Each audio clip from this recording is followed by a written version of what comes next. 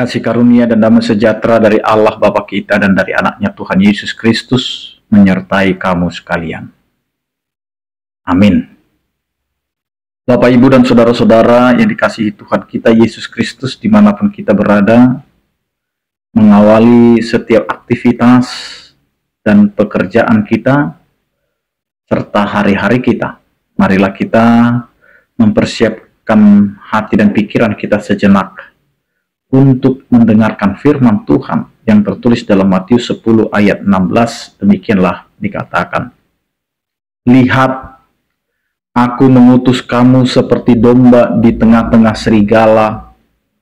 Sebab itu hendaklah kamu cerdik seperti ular dan tulus seperti merpati." Demikian firman Tuhan. Bapak, Ibu, dan saudara-saudara yang dikasihi oleh Tuhan kita Yesus Kristus, ketika kita dipakai oleh Tuhan, bukanlah karena kita memiliki keistimewaan, karena kita lebih kuat, lebih gagah, lebih berani, atau kita menjadi orang yang garang. Tetapi Allah memilih kita, Allah memakai kita karena Allah tahu kelemahan kita. Maka dalam kelemahan itulah Allah mau memilih kita, mengangkat kita,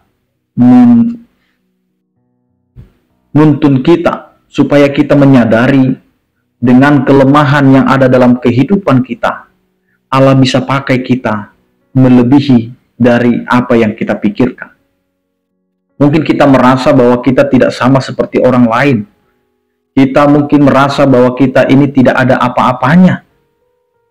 Namun apa yang mau dikatakan oleh firman Tuhan hari ini untuk menyentak kita, untuk membangunkan kita, untuk menyadarkan kita bahwa kita diutus seperti domba di tengah-tengah serigala. Domba yang tidak memiliki kepintaran, kepandaian, dia hanyalah binatang lemah yang terkadang dia bisa tersesat. Dia diutus ke tengah-tengah serigala yang adalah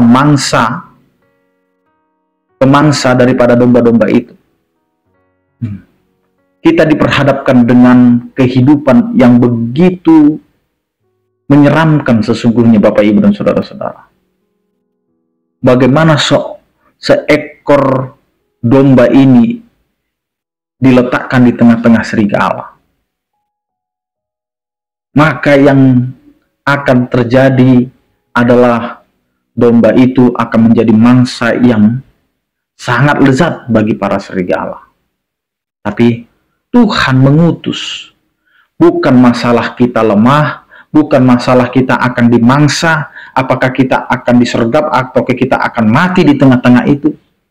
Tapi percayalah kembali bahwa yang mengutus kita itulah yang menjadi kekuatan kita. Yang mengutus kita itulah yang menjadi bagian kehidupan kita. Tidak akan membiarkan kita terjatuh, tidak akan membiarkan kita menjadi orang-orang yang tidak berarti, atau bisa disebut dengan istilah mati konyol. Tetapi Allah mau memperlihatkan kepada dunia yang tidak diperhitungkan, yang lemah sekalipun, ketika Tuhan sudah bekerja, ketika Tuhan yang mengutus, maka disitulah Allah memberikan kepadanya hikmat. Diberikanlah kepada kita. Cerdiklah. Maka kita harus cerdik. Walaupun kita lemah, tapi kita diberi yang namanya keistimewaan yang bukan dari diri kita, tetapi dari Allah. Kecerdikan itu. Kita diberi akal. Supaya kita bisa berpikir.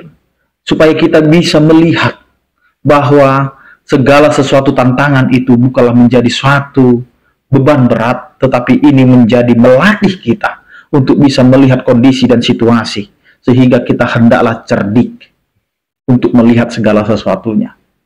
Yang kedua, tulus. Mengandalkan ketulusan hati untuk melakukan segala pekerjaan yang diinginkan oleh Tuhan. Karena Tuhan telah mengutus kita, maka tuluslah untuk melakukan apa yang Tuhan sudah serahkan kepada kita. Tuhan mempercayakan itu kepada kita, supaya kita berani, supaya kita tetap tenang, supaya kita tetap mengandalkan Tuhan. Karena tanpa Tuhan, kita akan diserang oleh dunia yang penuh dengan kegelapan ini. Karena itu Bapak, Ibu, dan Saudara-saudara, dimanapun kita ditempatkan, dimanapun kita dipercayakan, dimanapun kita hidup hari ini, ingatlah Tuhan mengutus kita. Maka cerdiklah dan tuluslah untuk melakukan segala sesuatunya.